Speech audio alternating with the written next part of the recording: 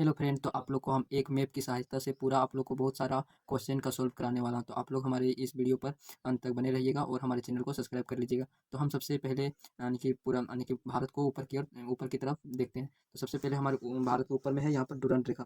तो डुरंड रेखा हम किसको कहेंगे? तो डुरंड रेखा हम उसको कहते हैं जो अफगानिस्तान और भारत के बीच की जो सीमा रेखा है उसको हम क्या कहते हैं? डुरंड रेखा। उसके बाद यहाँ पर आप लोग को दिख रहा है रेड क्लिफ रेखा।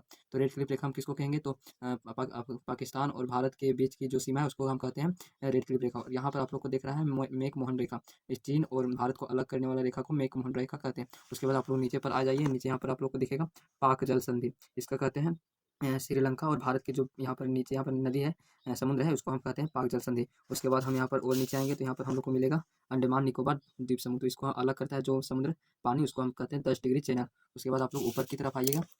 तो ऊपर में हम देखते हैं तो यहाँ पर आप लोग को दिख रहा है अफगानिस्तान। हमारे यानी कि हमारे भारत देश में कितने यानी कि सटे हुए कितने देश हैं यानी कि पड़ोसी देश? तो सबसे पहले आप लोग को होगा पाकिस्तान, उसके बाद अफगानिस्तान, उसके बाद यहाँ पर आ जाता है चीन, उसके बाद नेपाल, भूटान, बांग्लादेश, उसके बाद एक है म्यांमार। तो हमारे यहाँ पर 7 पड़ोसी देश हैं। उसके बाद आप लोग को हम बताते हैं कि हमारे जो उत्तर से दक्षिण की लंबाई कितनी है। तो उत्तर से दक्षिण की लंबाई है 3214 किलोमीटर। उसके बाद यहाँ से पूरब से पश्चिम की लंबाई कितनी है? तो पूरब से पश्चिम की लंबाई 2933 किलोमीटर है। तो आप लोग को उसके बाद फिर आप लोग को हम बताते हैं पहाड़ की पर्वत के बारे में। तो यहाँ पर आप लोग को दिख रहा है यहाँ पर पर्वत का साइन है। तो यहाँ पर माउंट एवरेस्ट की ऊंचाई कितनी है? 8848 मीटर। आप लोग को पता होगा कि मानसरोवर झील आप लोग नाम सुने होंगे। तो मानसरोवर झील यहाँ पर है, कहाँ पर?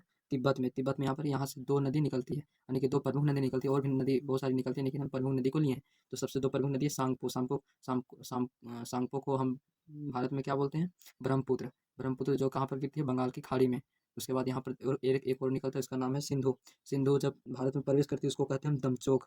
उसके बाद जहाँ पर वो यानी भारत में प्रवेश करने से पूर्व जब पाकिस्तान में जहाँ गिराती है अपना पानी को, तो वहाँ कहते हैं चिल्लट। उसके बाद और यहाँ पर एक बहुत महत्वपूर्ण क्वेश्चन है। तो बोलते हैं कि पंचनद हो गया, हम झेलम, चेनाब, रावी, ब्यास, सतलज, ये कब थी सिंधु नदी को कहाँ पर जाके मिलती है? तो इसका सही उत्तर हो जाएगा यहाँ पर मिठानकोट। यहाँ पर मिठानकोट आप लोग को दिख रहा होगा, मिठानकोट में जाके मिलती है। उसके बाद अपना पानी कहाँ पर पहुँचाती है? यहाँ पर पानी गिराती है, तो ये है अरब सागर में। उसके बाद यहाँ पर आप लोग को दिख रहा है पर्वत। नहीं, देखिए यहाँ पर एरिया भारत का एरिया कितना है? 32,87,263 किलोमीटर स्क्वायर है। उसे आप लोग को यहाँ पर दिख रहा है पहाड़, महेंद्रगिरी पहाड़ यहाँ पर कहाँ पर है? तो ये है थी उड़ीसा में। उसके बाद यहाँ पर नल्लामला है, पालकोंडा है, जवादी है। इस तरह आप लोग को दिख रहा होगा। उसके बाद और हम देखते हैं यानी कि भारत की सबसे ऊपरी सीमा क्या है? तो सबसे ऊपरी यानी कि ऊपरी भारत की सबसे ऊपरी स्थान का नाम क्या है? तो यहाँ पर है हमारा सबसे, यहाँ पर है इंदिरा कोल। उसके सबसे दक्षिणी स्थान का नाम है इंदिरा बिंदु। उसके सबसे हम जाएंगे तो सबसे पूर्व में सबसे यहाँ पर जगह का क्या नाम है? जो सबसे पूर्व में सबसे लास्ट सीमा बॉर्डर को टच करती है उसका क्या नाम है? कीबीथू। उसके बाद यहाँ पर लास्ट में इधर दक्षिण के पश्चिम की ओर, तो इसको कहते हैं गुहात मोतू। क्या कहते हैं दोस्तों? गुहात मोतू। तो हम लोग यहाँ पर आप लोग समझ गए होंगे बहुत सारी। तो आप लोग को ये बहुत ही इंपॉर्टेंट है परीक्षा के लिए। तो मिलते हैं अगला वीडियो में, तब तक के लिए धन्यवाद।